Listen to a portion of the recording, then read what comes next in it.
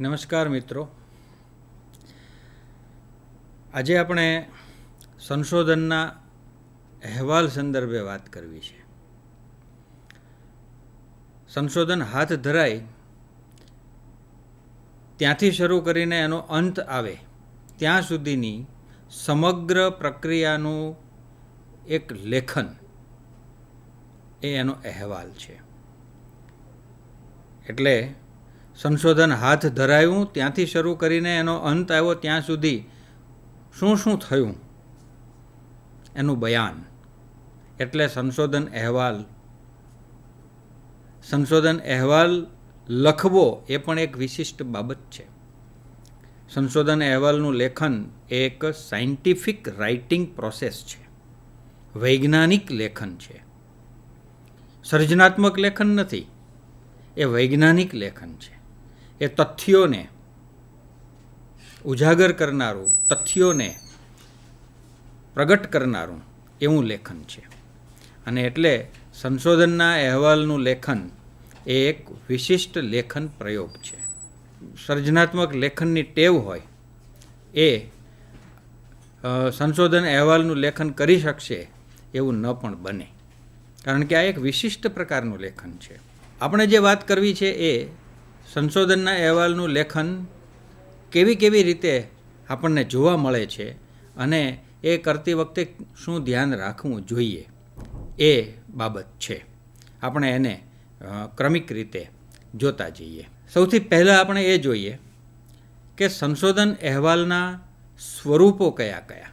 તો અત્યારે તમે સ્ક્રીન ઉપર જોઈ શકો છો કે સંશોધન અહેવાલના 4 સ્વરૂપો છે અને એ 4 સ્વરૂપોના સંદર્ભમાં આપણે વાત કરવી છે.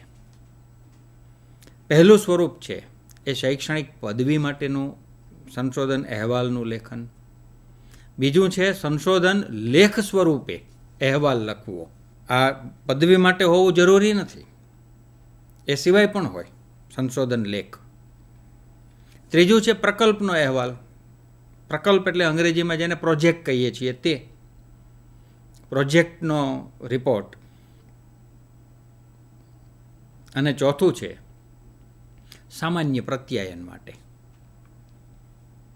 એટલે આ 4 રીતે સંશોધનના અહેવાલને આપણે જોઈ શકીએ છીએ.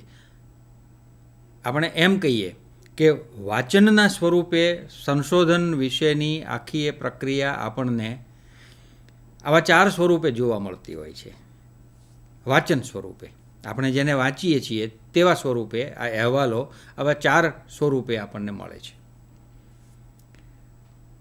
પદવી માટે હોય, સંશોધન લેખ માટે હોય, પ્રોજેક્ટ માટે હોય અને એ સામાન્ય પ્રત્યાયન માટે પણ હોઈ શકે.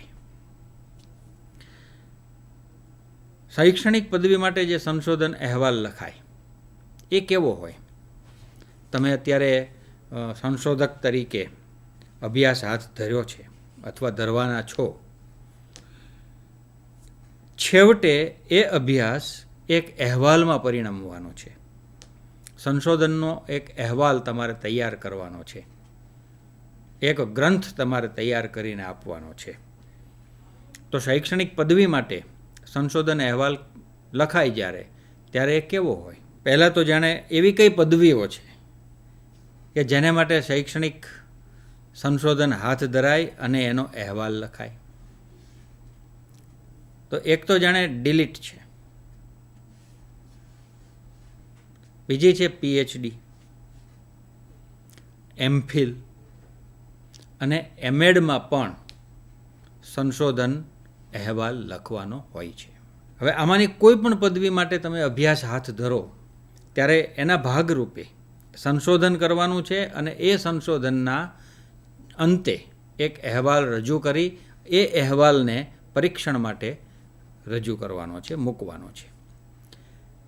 તો તમે કોઈ એક યુનિવર્સિટી સાથે જોડાયેલા હશો, વિદ્યાર્થી તરીકે તમારી નોંધણી થયેલી હશે અને તમે એક સંશોધન હાથ ધર્યું હશે જેમાં તમને એક સંશોધન માર્ગદર્શક પણ યુનિવર્સિટી તરફથી, શિક્ષણ સંસ્થા તરફથી મળ્યા હશે, આપવામાં આવ્યા હશે. હવે તમે આ સંશોધનની પ્રક્રિયામાંથી પસાર થઈ ગયા છો, સંશોધન પૂર્ણ થયું છે અને હવે તમારે અહેવાલનું લેખન કરવાનું છે. એના વિશે આપણે વાત કરીએ. અહેવાલનું માળખું કેવું હોય? તો એમાં કેટલીક પ્રારંભિક સામગ્રી હોય છે, કેટલુંક પ્રકરણો અને સંદર્ભ સૂચિની રીતે લખાયેલું હોય છે અને કેટલુંક પૂરક સામગ્રી જેને કહેવામાં આવે તેવું હોય છે. આ એનું એક માળખું છે. આમ જો એને જાડા સ્વરૂપે આપણે સમજવું હોય તો આવું કહેવાય કે કેટલુંક પ્રારંભિક સામગ્રી હોય, કેટલીક મુખ્ય સામગ્રી હોય અને કેટલીક પૂરક સામગ્રી હોય. આમ 3 ભાગ હોય. પણ આ 3 ભાગમાં કયા ભાગમાં કઈ સામગ્રી એ આપણે વિચારી લેવું પડે. પ્રારંભિક સામગ્રી કોને કહેવાય? તમે કોઈ પણ સંશોધનનો અહેવાલ જોશો, પીએચડીનો થીસીસ જુઓ, એમફિલમાં રજૂ થયેલું સંશોધન જુઓ કે એમએડનું સંશોધન જુઓ, તો એમાં તમને આ બધી જ બાબતો, આ બધા જ લક્ષણો જોવા મળશે. જેમ કે પ્રારંભિક સામગ્રીમાં મુખપૃષ્ઠ હશે. આ બધી જ બાબતોના દરેક સંસ્થાએ, જે યુનિવર્સિટીમાં તમે અભ્યાસ હાથ ધર્યો હોય તે યુનિવર્સિટીએ પોતાના ધોરણો બનાવ્યા હશે કે મુખપૃષ્ઠ કેવું હોવું જોઈએ, એમાં લખાણ કેટલા ફોન્ટનું હોવું જોઈએ, ફોન્ટ સાઇઝ શી, એને લખવાની ઢબ કઈ હશે, આ બધું નક્કી થયેલું હોય છે.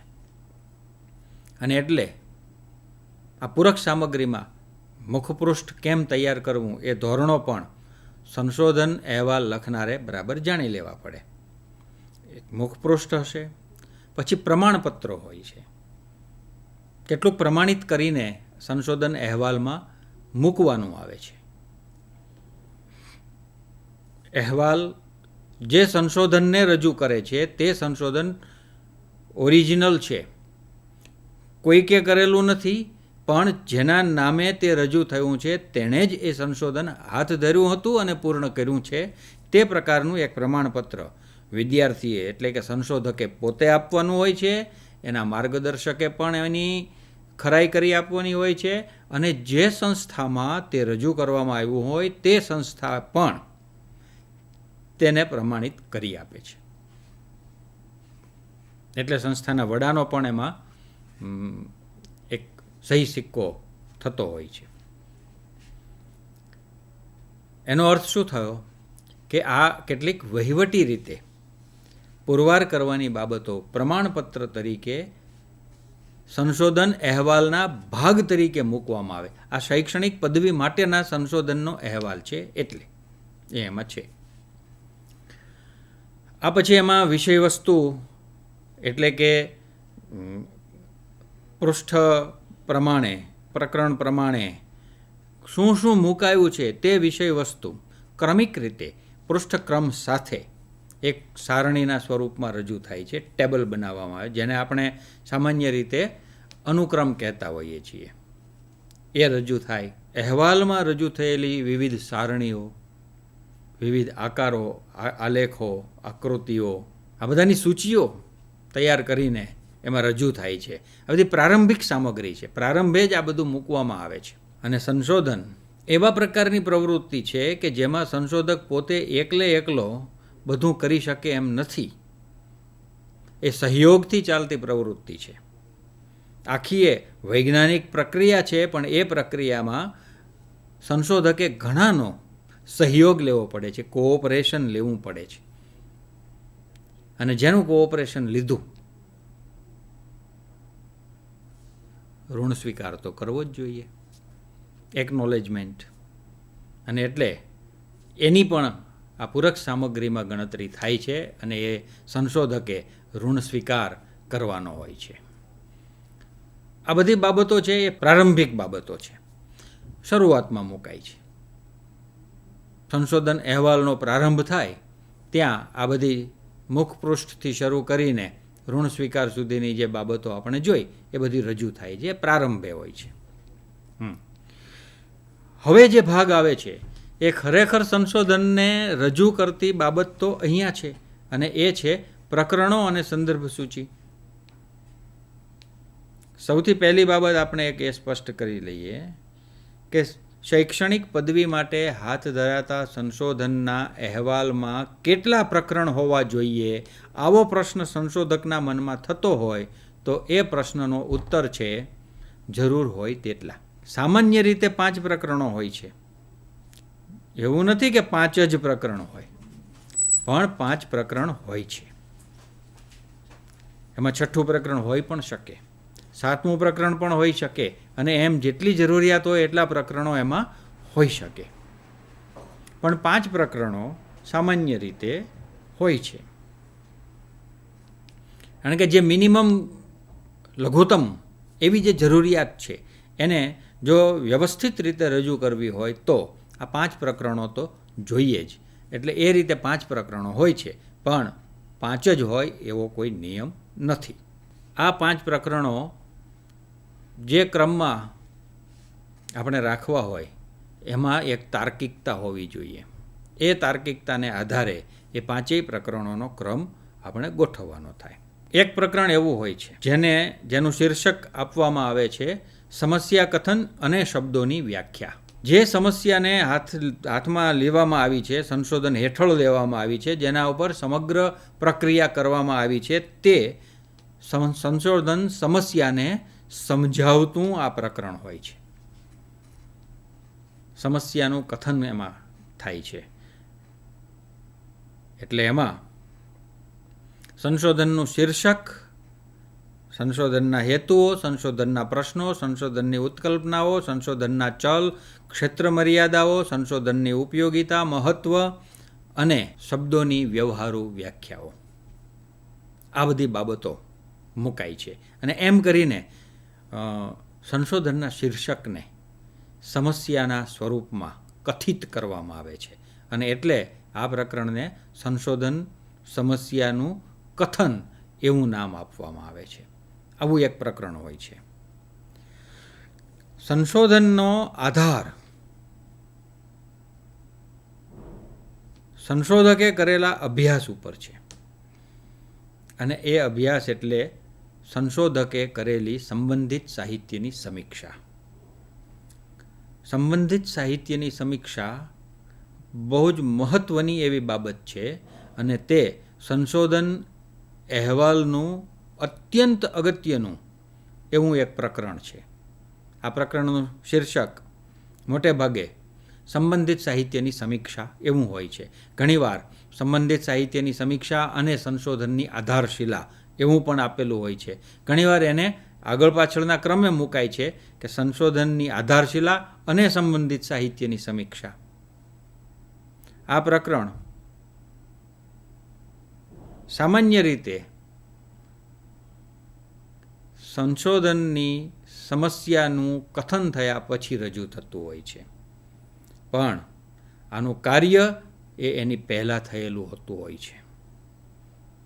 એટલે કે પહેલાં સંબંધિત સાહિત્યની સમીક્ષા થઈ હોય અને એ સમીક્ષાના આધારે સમસ્યાનું કથન થઈ શકે તેવી સમજ સંશોધકમાં વિકસી હોય છે.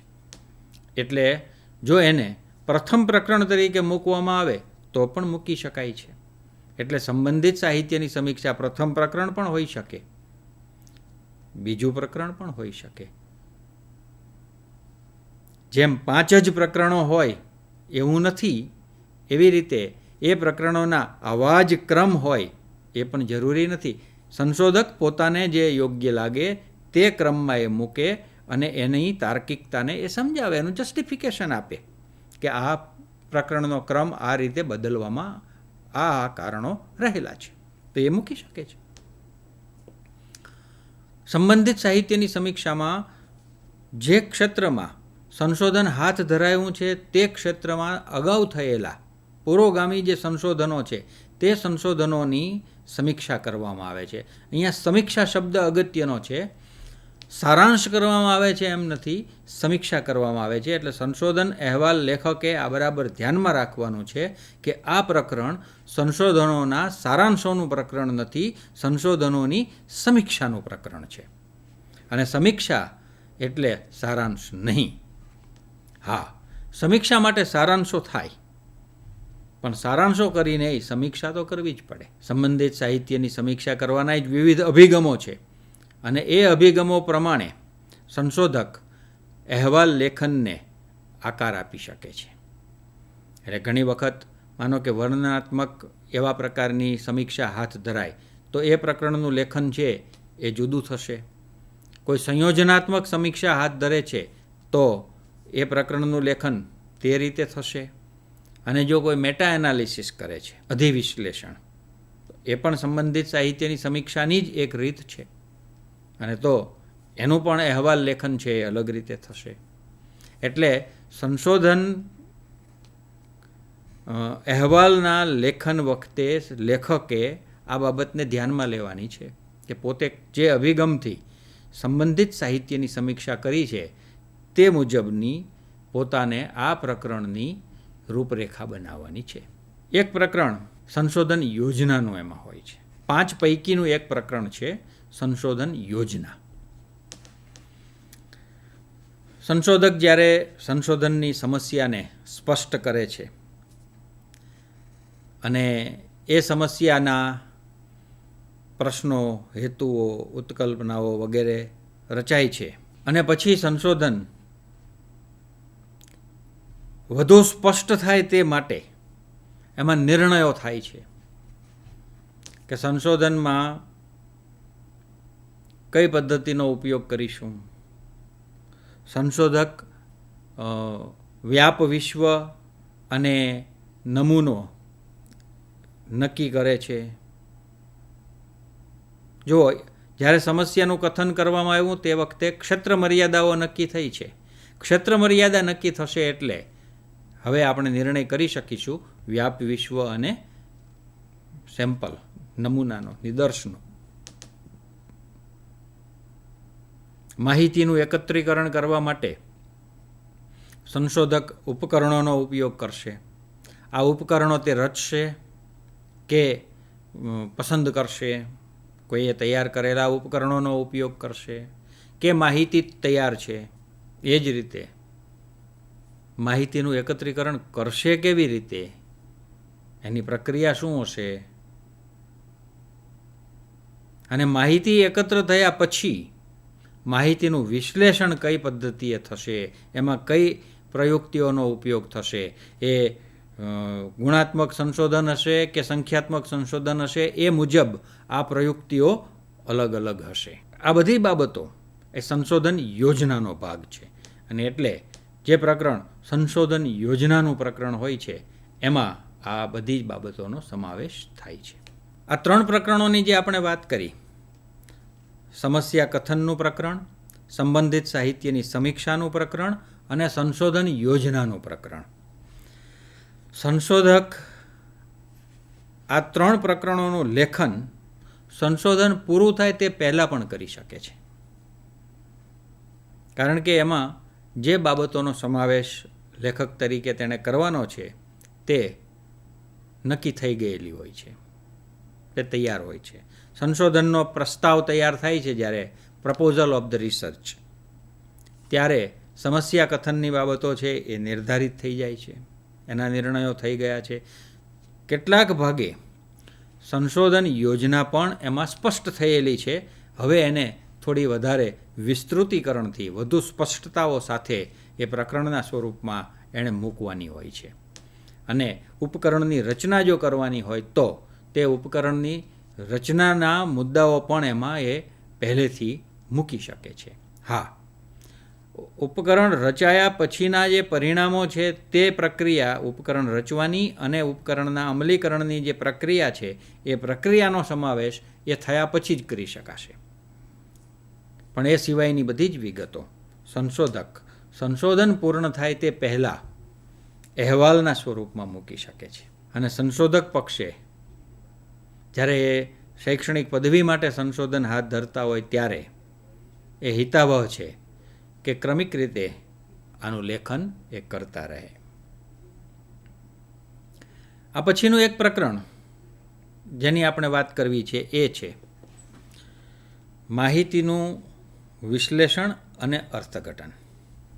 સંશોધન યોજનામાં માહિતીના વિશ્લેષણને તો આપણે વ્યાખ્યાયિત કરી જ દીધેલું છે. હવે એ વિશ્લેષણ હાથ ધરાય છે અને એના પરિણામો મળે છે. એટલે માહિતી એકત્ર થઈ છે, માહિતીને ટેબ્યુલેટ કરવામાં આવી છે, માહિતીને એનું વિશ્લેષણ કરી શકાય તેવા સ્વરૂપમાં લાવી દેવામાં આવી છે અને તેના ઉપર જે પ્રયુક્તિઓ નિર્ધારિત કરવામાં આવી હતી તે પ્રયુક્તિઓનો ઉપયોગ કરીને પરિણામ સુધી પહોંચવામાં આવ્યું છે. હું અહીં આ જે આખી વાત કરું છું એ એટલા માટે આવી રીતે કરું છું કે જો એ સંખ્યાત્મક સંશોધન હશે તો પણ પ્રયુક્તિઓ જુદી હશે, ગુણાત્મક સંશોધન હશે તો પણ એ પ્રયુક્તિઓ જુદી હશે. સંશોધનનો અભિગમ ગમે તે હોય, સંખ્યાત્મક હોય કે ગુણાત્મક હોય, પણ અંતે શૈક્ષણિક પદવી માટે સંશોધકે સંશોધન અહેવાલનું લેખન કરવાનું છે અને એ લેખનનું માળખું આ જ છે. એટલે એણે સંશોધનની યોજના મુજબ વિશ્લેષણ કરવાનું છે અને એ વિશ્લેષિત થયેલી માહિતીમાંથી પ્રાપ્ત થયેલા પરિણામોનું અર્થઘટન કરવાનું છે.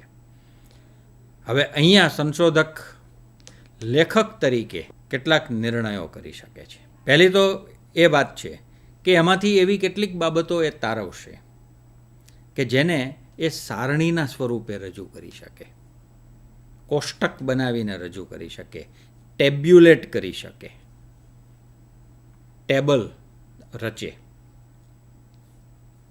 તો આ સારણીકરણ કે કોષ્ટકીકરણ જે કરવાનું થાય, કઈ માહિતી સારણીમાં મૂકવી, કઈ માહિતીનો આલેખ બનાવવો, કઈ બાબતો આકૃતિના સ્વરૂપમાં રજૂ કરવી, આના નિર્ણયો સંશોધકે કરવાના છે અહેવાલ લેખક તરીકે. કારણ કે છેવટે સંશોધનનો આ અહેવાલ વાચક પાસે પહોંચે ત્યારે એ વાચકને સંશોધન શું કહે છે એ સમજવાનું છે. એ સમજાઈ જાય તે રીતે આ સંશોધન અહેવાલમાં રજૂઆત થવી જોઈએ. અને એટલે સંશોધક જ્યારે અહેવાલ લખે છે ત્યારે માહિતીને એ રીતે રજૂ કરે છે કે જેથી એ વાચનક્ષમ બને અને અર્થગ્રહણક્ષમ બને, સરળતાથી સમજાય તેવી બને. આ પ્રકરણ આ અર્થમાં બહુ જ અગત્યનું હોય છે. જેને આપણે અર્થઘટનો કહીએ છીએ તે આપણને તારણો તરફ લઈ જાય છે. એટલે સંશોધનના તારણો, સંશોધનના પ્રશ્નોના ઉત્તરો અહીંથી મળે છે. સંશોધનના હેતુઓ જે તારણો સુધી આપણને પહોંચાડે છે તે તારણો અહીં અર્થઘટનો પછી આપણને પ્રાપ્ત થાય છે.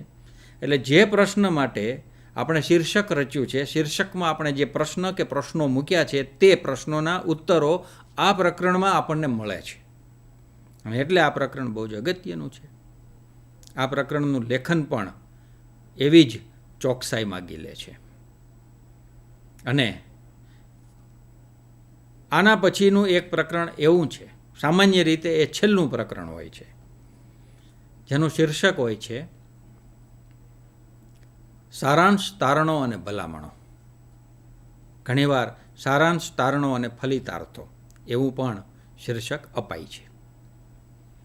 એટલે અહીંયા આ પ્રકરણમાં સમગ્ર સંશોધનના સારાંશને રજૂ કરવામાં આવે છે, ટૂંક સાર રજૂ થાય છે, સમરી.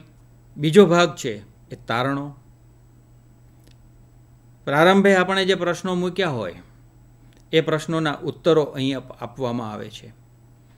એટલે જો જ્યારે સંશોધન અહેવાલનું લેખન કરીએ ત્યારે આ બાબત બહુ જ ચીવટ માગનારી બાબત છે. આવી નાની નાની બાબતો આપણને કેટલી ઉપયોગી થઈ શકે, જો એ ધ્યાનમાં ન રાખી હોય તો કેટલી મુશ્કેલીમાં મૂકી શકે. આ બાબતો અહીં હું સ્પષ્ટ કરવા માગું છું કે જો આપણે પ્રારંભે પ્રશ્નોની રચના કરી છે, હેતુઓની રચના કરી છે અને આપણા તારણો છે એ પ્રશ્નોના ઉત્તરના સ્વરૂપે જ આપણે છેલ્લે મૂકીએ છીએ તો એ સમજવાનું બહુ જ સરળ બની જાય છે. પ્રત્યેક તારણ આપણા સંશોધનના પ્રશ્ન કે હેતુ સાથે નિસ્બત ધરાવતું હોવું જોઈએ. એની સાથે સીધો સંબંધ હોવો જોઈએ. તારણોમાં એવી કોઈ બાબત ન આવે કે જે આપણા પ્રશ્નો કે હેતુઓના સંદર્ભમાં અપ્રસ્તુત હોય. એટલે સંશોધન અહેવાલનું લેખન કરતી વખતે આ બાબતની કાળજી લેવાની છે. એટલે જેટલી સ્પષ્ટતાથી આપણે પ્રશ્નો અને હેતુઓ રચ્યા હશે, તારણો લખતી વખતે આપણને એટલી જ અનુકૂળતા રહેશે. અને શૈક્ષણિક પદવી માટેનો આ જે અહેવાલ હોય એમાં આપણે શૈક્ષણિક ભલામણો અને સંશોધન વિષયક ભલામણો પણ કરવાની હોય છે. શૈક્ષણિક ભલામણો એટલે જેને આપણે ફલિતાર્થો કહીએ છીએ કે પ્રાપ્ત થયેલા તારણો શિક્ષણ વ્યવહારમાં કયા પ્રકારનું પરિવર્તન સૂચવે છે. આટલું આપણે જે એમાં આપીએ છીએ તે એના ફલિતાર્થો છે. ફરી એક વખત આ બાબત યાદ રાખવાની છે. જેમ હેતુઓ કે પ્રશ્નોના ઉત્તર સ્વરૂપે ન હોય તેવા તારણો ન રજૂ કરાય, તેમ સંશોધનના તારણોને આધારે જે વ્યવહાર પર થતી અસર છે એ બદલાવાની છે એવું આપણે ન કહી શકતા હોઈએ તેવા ફલિતાર્થો પણ રજૂ કરાય નહીં. એટલે પ્રત્યેક ફલિતાર્થ સંશોધનના હેતુ સાથે નિસ્બત ધરાવતો હોવો જોઈએ. જો એવું ન હોય તો એ અપ્રસ્તુત ફલિતાર્થ કહેવાય. સંશોધકને કશુંક સૂજી આવે મૌલિક રીતે અને એ પોતે એક ફલિતાર્થ આપે, એવા ફલિતાર્થો સંશોધનમાં સ્વીકાર્ય બને નહીં. અને આ પ્રકરણના અંતે આખાએ અહેવાલમાં ઉપયોગમાં લેવાયેલા સંદર્ભોની યાદી મૂકવામાં આવે છે, સંદર્ભ સૂચિ મૂકવામાં આવે છે. સામાન્ય રીતે આ સંદર્ભ સૂચિ એપીએ સ્ટાઇલ પ્રમાણે લખાઈ છે. અત્યારે આપણે જે શૈક્ષણિક સંશોધનમાં સાઇટેશન માટે ઉપયોગ કરીએ છીએ તે એપીએ સ્ટાઇલ છે. અહીંયા મારે એક બાબત આપ સૌના ધ્યાનમાં મૂકવી છે, અને એ એટલા માટે કે આપણે આજે જે મુદ્દાની ચર્ચા કરીએ છીએ તે સંશોધન અહેવાલના લેખનનો મુદ્દો છે. આ એપીએ સ્ટાઇલ અમેરિકન સાયકોલોજીસ્ટ એસોસિએશને આપેલી સ્ટાઇલ છે, શૈલી છે, લેખનની શૈલી છે. આ સાઇટેશનની શૈલી નથી. મિત્રો, બરાબર ધ્યાનથી આ વાતને સાંભળજો અને સમજજો. સંદર્ભો લખવા માટેની આ શૈલી છે એવું નથી. આ અહેવાલ લખવા માટેની શૈલી છે. એટલે કે સંશોધનનો અહેવાલ લખવા માટે મુખપૃષ્ઠથી શરૂ કરીને અંત સુધીના જે કંઈ ધારાધોરણો છે એ એપીએ સ્ટાઇલે આપ્યા છે. એ પ્રથમથી અંતિમ પૃષ્ઠ વચ્ચે જે કંઈ ધારાધોરણ આપણે સ્વીકારવાના છે એને અનુસરવાનું છે તે એપીએ સ્ટાઇલે આપેલા છે. અને એને જ્યારે આપણે કહીએ છીએ કે એપીએ સ્ટાઇલનો આપણે સ્વીકાર કરીએ છીએ ત્યારે એ મુખપૃષ્ઠથી શરૂ કરીને અંતિમ પૃષ્ઠ સુધી બધી જ બાબતો આપણે સ્વીકારી છે એમ એનો અર્થ થાય છે. માત્ર સંદર્ભ સૂચિ નહીં. સંદર્ભ સૂચિ તો છે જ એમાં, એનો એક હિસ્સો છે, એનો એક ભાગ છે. પણ પ્રારંભિક સામગ્રી એ જ રીતે પૂરક સામગ્રી માટે પણ એપીએ સ્ટાઇલ છે. તો આ પ્રકરણો અને સંદર્ભ સૂચિની બાબત હતી. હવે સંશોધન અહેવાલના લેખનમાં પૂરક સામગ્રી પણ હોય છે. એ કેવી હોય છે અને કેવી રીતે રજૂ થાય છે એ પણ આપણે જોઈ લઈએ. સંશોધન અહેવાલના અંતે કેટલાક પરિશિષ્ટો મૂકવામાં આવે છે, એપેન્ડિક્સ. આ પરિશિષ્ટો ઘણીવાર એને અનુપૂર્તિઓ પણ કહેવામાં આવે છે. સંશોધનના ભાગરૂપે આપણે તૈયાર કરેલું, વિકસાવેલું કે સ્વીકારેલું એવું જે ઉપકરણ છે જેનાથી આપણે માહિતીનું એકત્રીકરણ કર્યું છે એ ઉપકરણો ત્યાં મુકાય છે, અનુસૂચિ, અનુપૂર્તિ રૂપે કે પરિશિષ્ટ રૂપે. એમાં આપણે કોઈકની મદદ લેવા માટે પત્ર લખ્યો છે, કોઈ તજજ્ઞને પત્ર લખ્યો છે, આપણા પોતાના સંશોધનના વિષયને વધુ સ્પષ્ટ કરવા માટે આપણે કોઈકને પત્ર લખ્યો છે જેનો આપણને ઉત્તર મળ્યો છે. તો એ પત્ર, એ ઉત્તર, આ બધું જ એ પત્રોના સ્વરૂપમાં આપણે પરિશિષ્ટ તરીકે મૂકી શકીએ છીએ. માની લો કે તમે કોઈ એક એવું સંશોધન હાથ ધર્યું છે કે જે સંશોધનના ક્ષેત્રમાં કોઈ એક વિદ્વાન છે, એ દેશના કે પરદેશના કોઈ એક વિદ્વાને ખૂબ સારું કામ કર્યું છે અને તમારા મનમાં એક સમસ્યા ઊભી થાય છે, એક નાની શંકા ઊભી થાય છે. તમે એક પત્ર લખીને એની પાસેથી સ્પષ્ટતા માગો છો અને એ તમને એનો ઉત્તર આપે છે. તો એ તમે લખેલો પત્ર, થયેલો ખુલાસો, એ બંને તમે પરિશિષ્ટ તરીકે મૂકી શકો. એ પૂરક સામગ્રી છે. કેટલીક યાદીઓ મુકાય છે. દાખલા તરીકે આપણે કેટલાક તજજ્ઞોનો સંપર્ક કર્યો હોય, આપણે કેટલીક સંસ્થાઓની મુલાકાતો કરી હોય, તો એ મુલાકાતો વખતે જે સંસ્થાઓમાં ગયા એ સંસ્થાઓની યાદી, એ તજજ્ઞોની કે નિષ્ણાતોના નામની યાદી, એ નિષ્ણાતોના સંસ્થાઓની યાદી, આવી બધી યાદીઓ પાછળ મૂકી શકાય છે. શબ્દોની યાદી પણ આપણે મૂકી શકીએ છીએ. ગુજરાતી, અંગ્રેજી શબ્દકોશ તૈયાર કરીને મૂકીએ.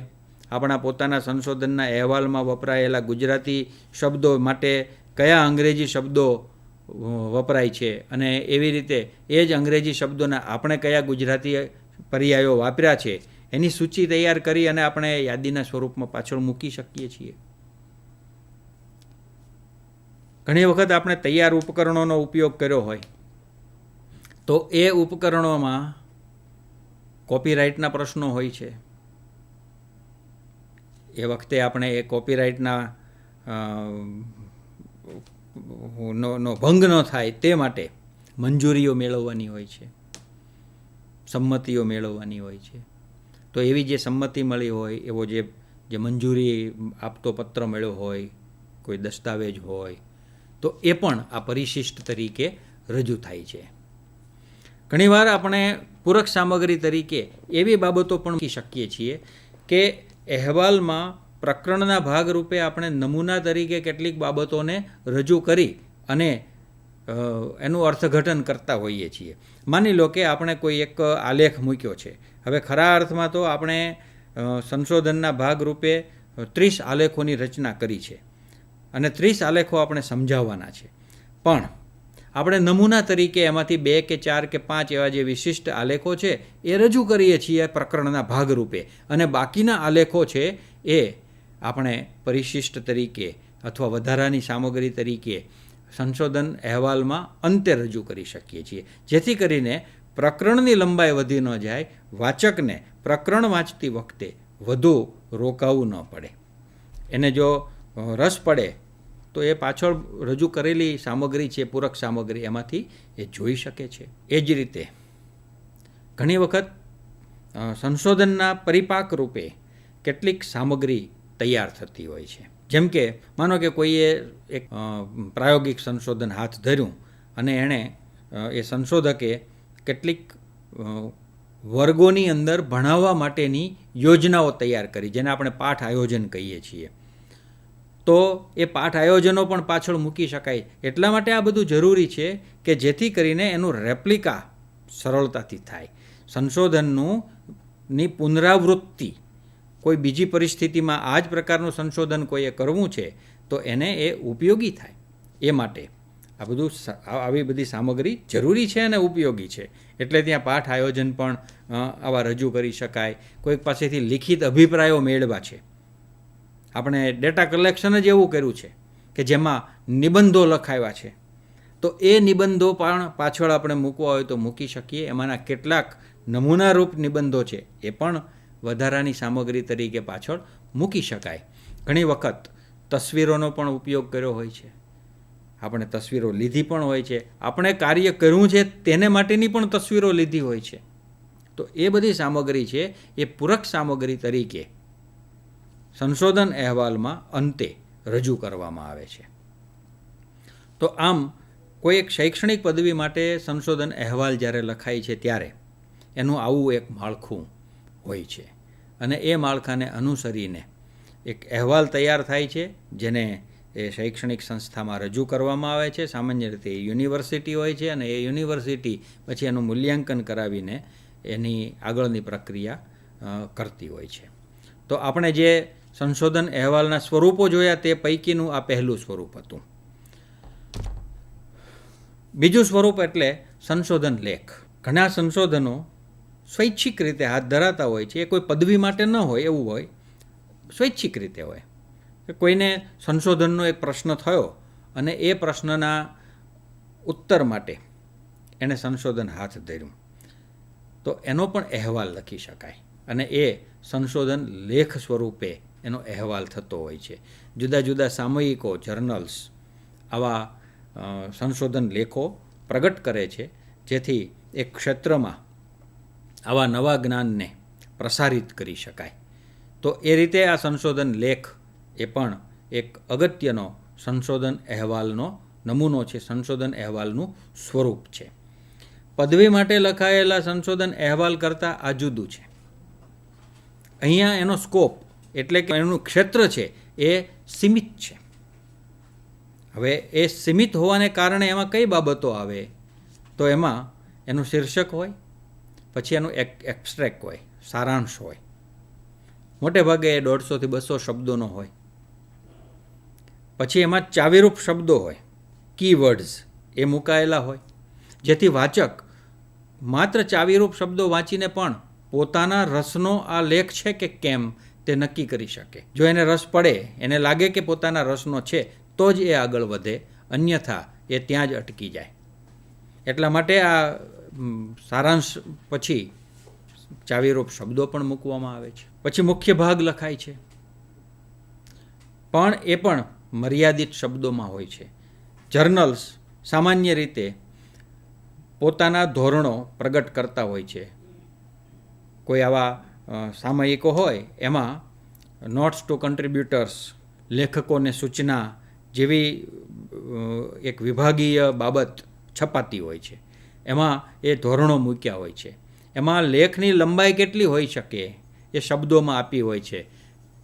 માનો કે 5000 શબ્દોથી વધુ નહીં, મહત્તમ શબ્દોની મર્યાદા એમાં રજૂ કરી હોય છે. તો એટલી મર્યાદામાં આ બધું લેખન કરવાનું હોય છે. એબ્સ્ટ્રેક્ટ છે તો કેટલા શબ્દોમાં લખવાનો, સારાંશ છે એ 150 થી 200 શબ્દો આવું આપેલું હોય છે. એ લેખકોને સૂચનાનું જે પૃષ્ઠ હોય એમાં એ વિગતો હોય છે. એ મુખ્ય ભાગ પછી જેમાં આપણે 5 પ્રકરણોની વાત કરીને, શૈક્ષણિક પદવી માટેના સંશોધન અહેવાલમાં જે 5 પ્રકરણો લખાય છે એ 5 પ્રકરણોને બદલે અહીં નિર્ધારિત શબ્દોમાં બધી જ બાબતોને આવરી લેવામાં આવે છે. એટલે અહીંયા માનો કે સંબંધિત સાહિત્યની સમીક્ષા છે તો એ માત્ર સમીક્ષા જ રજૂ થાય, બીજું કશું જ નહીં. એ રીતે એને મિનિમાઇઝ કરવામાં આવે, ટૂંકમાં લખવામાં આવે છે. હવે આવું સંશોધન એ જો કોઈકની મદદથી હાથ ધરાયું હોય, એમાં સંશોધન કરવામાં કોઈકે મદદ કરી હોય, સંશોધકને મદદરૂપ થયા હોય કાર્યમાં, તો તેમનો ઋણ સ્વીકાર કરવામાં આવે છે. અને ઘણી વખત આવા સંશોધનો આર્થિક સહાયથી હાથ ધરાતા હોય છે. તો એવી જે આર્થિક સહાય મળી હોય એનો પણ એ સંસ્થાનો કે વ્યક્તિનો એમાં ઋણ સ્વીકાર કરવામાં આવે છે. તો એ બાબત પણ આ સંશોધન લેખનો એક ભાગ હોય છે, જે એક માત્ર નોંધના સ્વરૂપે જ હોય. ઇનડેપ્ટેડનેસ, લેખના અંતે સંદર્ભ સૂચિ મુકાય છે અને જો જરૂર પડી હોય તો એમાં અંત્ય નોંધ મુકાય છે. એપીએસ શૈલી તો પાદનોંધ નહીં તો ના પાડે છે. હવે આખું આ જે લેખન છે એ લેખન જેમ આપણે પદવીના સંદર્ભમાં વિચાર્યું ત્યારે જોયું કે એપીએસ સ્ટાઇલ મુજબ કરવાનું થાય, તો અહીંયા કેવી રીતે કરવું જોઈએ? તો બહુ સ્પષ્ટ છે કે જે સામયિક માટે એ લેખ લખાતો હોય તે સામયિકે પોતાની જરૂરિયાત મુજબનું એક માળખું વિકસાવ્યું હોય છે. એ લેખકોને અપાયેલી સૂચનાઓમાં એ માળખું પણ પ્રસિદ્ધ થયેલું હોય છે અને એને અનુસરીને આ અહેવાલ લખવો જોઈએ. તો આ બીજું સ્વરૂપ હતું સંશોધન લેખ. ત્રીજું સ્વરૂપ એટલે પ્રોજેક્ટ રિપોર્ટ. ગુજરાતીમાં એને કહેવાય છે પ્રકલ્પનો અહેવાલ. આગળ આપણે જે જોયું ને એ જ બાબતો છે. અહીંયા આપણે એનું પુનરાવર્તન નહીં કરીએ. એમાં શીર્ષક છે, એમાં સારાંશ છે, એમાં ચાવીરૂપ શબ્દો છે, એમાં મુખ્ય ભાગ એટલે કે જે 5 પ્રકરણોની આપણે વાત કરી હતી એનો જે એનું વિષય વસ્તુ છે એ બધું અહીંયા છે. એ પણ મર્યાદિત શબ્દોમાં છે. જેવી જરૂરિયાત તે પ્રમાણે એ રચાય છે. ઘણી વખત પ્રકલ્પમાં પણ અહેવાલ લખતી વખતે પ્રકરણીકરણ કરવામાં આવે છે. એમાં પ્રકરણોની રચના કરવામાં આવે છે. એટલે એમાં જો એજન્સી અપેક્ષા રાખતી હોય તો એવા પ્રકારનો અહેવાલ લખવાનો હોય છે. તો એમાં પ્રકરણો હોય, જેમ પદવીના અહેવાલમાં છે એવા જ પ્રકરણો હોય. અન્યથા એ નિશ્ચિત નિર્ધારિત શબ્દોમાં આખો અહેવાલ લખવાનો હોય છે. એમાં પણ ઋણ સ્વીકાર, જેને આર્થિક સહાય છે એનો કરવાનો હોય છે. સંદર્ભ સૂચિ અને અંત્ય નોંધ આવે છે. અને ફંડિંગ એજન્સીની જરૂરિયાત મુજબનું માળખું સ્વીકારીને આ પ્રકલ્પનો અહેવાલ લખવામાં આવે છે. બરાબર આપણે એ ધ્યાનમાં રાખવાનું છે કે પ્રકલ્પ છે એ જેમ એક પદવી માટે આપણે સંશોધન હાથ ધર્યું છે તેવા પ્રકારનું જ સંશોધન છે, પણ એ પદવી માટે નથી, પરંતુ કોઈ એક નિર્ધારિત હેતુ માટે હાથ ધરાયેલું, આર્થિક મદદ લઈને સ્વીકારાયેલું એવું કાર્ય છે. ઘણી વખત એ આર્થિક મદદ વગર પણ સ્વૈચ્છિક રીતે પણ એક પ્રોજેક્ટ હાથ ધરી શકાય. તો એ રીતે એક ડિગ્રી સાથે નહીં જોડાયેલી એવી આ પ્રકલ્પની બાબત, પ્રોજેક્ટની બાબત છે, જેનો અહેવાલ લખવામાં આવે છે. એ આગળ જે જોયા તે જ લક્ષણોવાળો અહેવાલ હોય છે. હવે જે ચોથી બાબત છે, ચોથું સ્વરૂપ છે, એ છે સામાન્ય પ્રત્યાયન માટે. કોઈ પણ સંશોધન છેવટે તો એ ઉપયોગી હોય તો જ કામનું છે, અને એ ઉપયોગી જેમને છે તેમના સુધી એ સંશોધન પહોંચે તો જ એ ઉપયોગી છે કે કેમ તે નક્કી થઈ શકે છે. ઘણી વખત એવી ફરિયાદ હોય છે કે યુનિવર્સિટી જેવી સંસ્થાઓમાં હાથ ધરાતા પદવી માટેના સંશોધનો ગ્રંથાલયના કબાટમાં જ પડ્યા હોય છે. એ વ્યવહાર સુધી પહોંચતા નથી. આ વ્યવહાર સુધી પહોંચે એ માટે આપણે શું કરવું જોઈએ? તો કોઈ પણ સંશોધન છે એનો એક સામાન્ય પ્રત્યાયન માટેનો અહેવાલ તૈયાર થવો જોઈએ. આ સામાન્ય પ્રત્યાયન માટેનો અહેવાલ કેવો હોય? તો અહીં બે બાબતો આપી છે. એક છે કે સામાન્ય વાચકને ધ્યાનમાં રાખી એનું લેખન થાય. જો પદવી માટે આપણે જ્યારે લખીએ છીએ ત્યારે આપણું ઓડિયન્સ એ વિદ્વાનો છે, અભ્યાસી લોકો છે, સંશોધકો છે. સંશોધન લેખ જ્યારે લખીએ છીએ ત્યારે જે સામયિક માટે એ લેખ લખાય છે તે સામયિકના વાચકો જે પ્રબુદ્ધ છે એ આપણું ઓડિયન્સ છે, એને માટે આપણે લેખન કરીએ છીએ.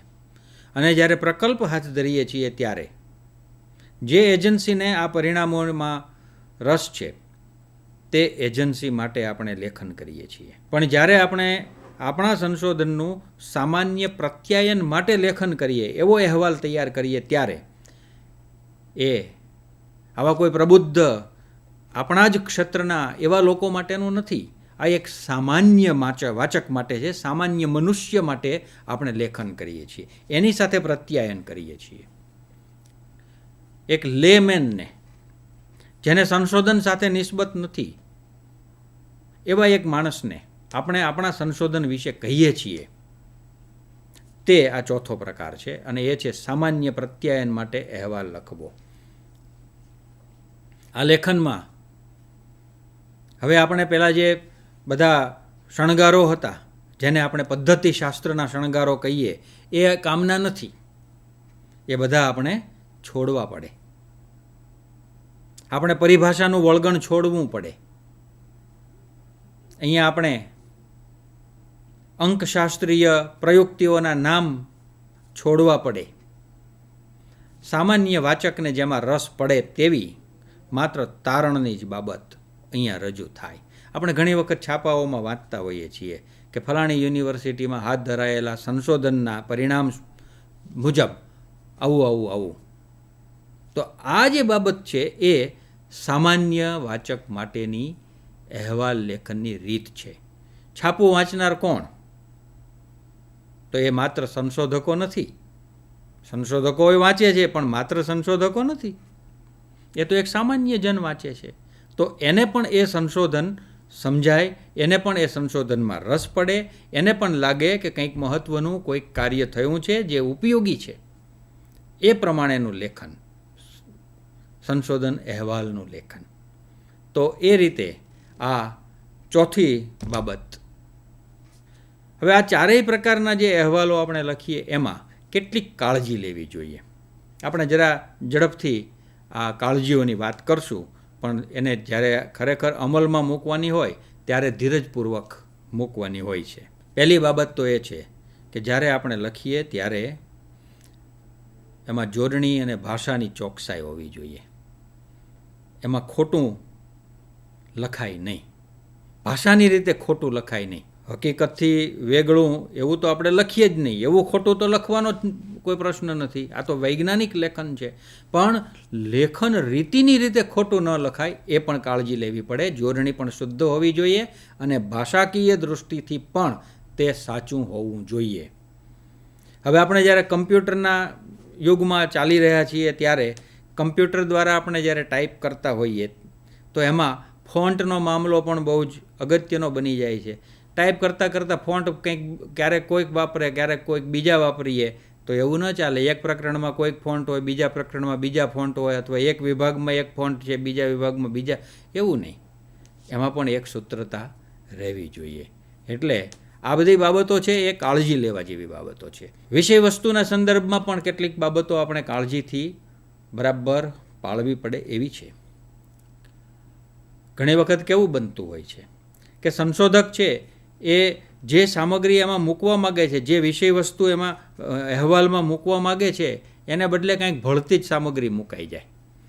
અને કમ્પ્યુટરમાં તો આપણે કોપી અને પેસ્ટ કરવાની ટેવ ધરાવતા હોઈએ છીએ, અને એમાં જો ચોકસાઈ ન રહે તો આપણી જ સામગ્રી, આપણે જે એમાં ગોઠવવાની છે તે સામગ્રીને બદલે કોઈક બીજી સામગ્રી આપણે મૂકી દઈએ, એટલે ભળતી સામગ્રી મુકાઈ જાય. અને પછી આપણે એમાં ચોકસાઈ ન કરી હોય તો એ સામગ્રી એમની એમાં ગોઠવાઈ જાય.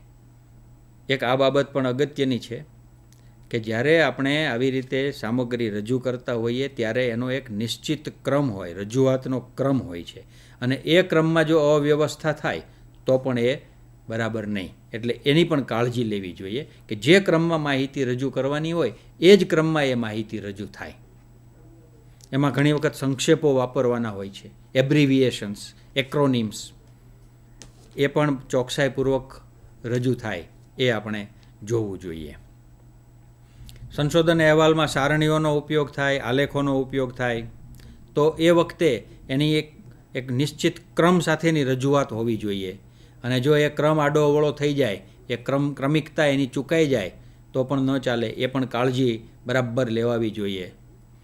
ઘણી વખત કેવું થતું હોય કાળજી ન લેવાય ત્યારે કે સારણી પહેલાં આવી જાય અને પછી સારણીનો નિર્દેશ આવે કે સારણી ક્રમ 4.1માં આ વિગતો રજૂ કરવામાં આવી છે, આવું જ્યાં કહેવામાં આવે તે પહેલાં તો તે સારણી રજૂ થઈ ગઈ હોય. એટલે આવી બધી નાની નાની બાબતો છે, પણ સંશોધન અહેવાલ લેખકે એની ખૂબ કાળજી લેવી જરૂરી છે. સારણી કે આલેખના ક્રમાંકમાં પણ ચૂક ન થાય એ જોવું જોઈએ. જે ક્રમે એ સારણી મુકાયેલી છે તે ક્રમની જ સારણી ત્યાં હોવી જોઈએ, એ પણ ધ્યાન રાખવાનું છે.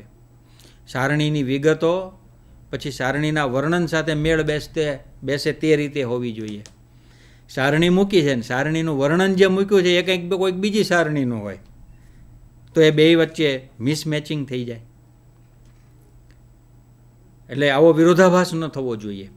જે સારણી છે એના વર્ણનના ભાગરૂપે આપણે જે લખીએ છીએ તે જ સારણીની સાથે બરાબર મેળ ખાતું હોવું જોઈએ. એ જ રીતે અહેવાલની જે ગોઠવણ હોય એમાં પાનાની ક્રમિકતા, પાનાનો ક્રમ 1 છે ત્યાંથી પછી 2 આવે, પછી 3 આવે, પછી 4 આવે, એમ જ ક્રમિક રીતે જવું જોઈએ. પણ એમાં ઘણી વખત એવું થઈ જાય છે કે પાના ઉલટ સુલટ થઈ જાય, આડા અવળા થઈ જાય. ક્યારેક 55મું પાનું પહેલાં આવી જાય ને 54મું પાનું પછી આવે, બની જતું હોય છે. આવી બધી કાળજી લેવાની છે. આ તો આપણે પાનાની વાત કરી છે, પણ ઘણી વખત પ્રકરણોની પણ ક્રમિકતા બદલાઈ જતી હોય છે. કારણ કે આમાં ઘણીવાર કેવું બને કે સંશોધક છે એ પ્રિન્ટરમાં ફાઇલ આપી દે. હવે ત્યાં 5 કોપી કે 4 કોપી કે 6 કોપી જે જરૂરિયાત છે એ સૂચના આપી છે, એણે તૈયાર કરી છે, જુદા જુદા પ્રિન્ટરમાંથી પ્રકરણો છપાયા છે, એને ભેગા કરે છે, ક્રમ આડોઅવળો થઈ જાય. પહેલું પ્રકરણ, પછી ત્રીજું પ્રકરણ, પછી બીજું પ્રકરણ, પછી પાંચમું પ્રકરણ, પછી ચોથું પ્રકરણ, આવું થઈ જાય. એકાદું પ્રકરણ આડું અવળું થઈ જાય ઉપર નીચે. તો એ પણ કાળજી લેવી પડે. ઘણી વખત કેટલાક પાના રહી જ જાય, એમાં મુકાય જ નહીં, આવા જ ન હોય. 1 થી 248 પાના છે, પણ એમાં 98-99 2 પાના આવે જ નહીં, બાકી જ રહી જાય. આવું એ બની જાય છે. તો એ પણ કાળજી લેવી જોઈએ. ઘણી વખત અહીંયા જે પાના રહી ગયા છે એ બીજી કોપીમાં જતા રહ્યા હોય, અને બીજી કોપીના જે પાના હોય એ ક્યાંક બીજા પાના અહીંયા આવી ગયા હોય, ત્યાં આડાઅવળા ક્રમ થઈ જાય ને અહીંયા પુનરાવર્તન થઈ ગયું, અહીંયા એ ડબલ, ત્યાંય ડબલ, બેવડાઈ જાય પાના. આવી ભૂલો પણ થઈ જાય કાળજી ન રાખીએ તો. એ પણ કાળજી બરાબર રાખવી જોઈએ.